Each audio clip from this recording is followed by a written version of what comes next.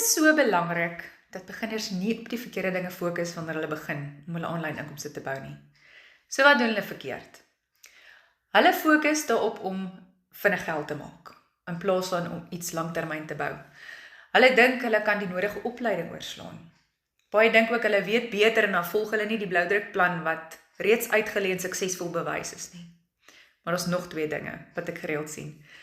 Mense raak heeltemal verlam, omdat hulle dink alles moet eers 100% perfek wees voor hulle kan begin. Of hulle gee sommer binne 'n paar weke op, voor die momentum regtig kans gehad het om op te bou. So hier is die ding, jy hoef nie die wiel van voor af uit te vind nie, en jy hoef nie perfek te wees nie.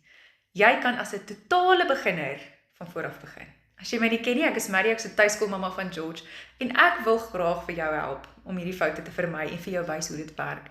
Soos jy nuut is en jy wil sien hoe om jou eie aanlyn inkomste te bou, kom net vir my, wys my hieronder en dan deel ek die info met jou.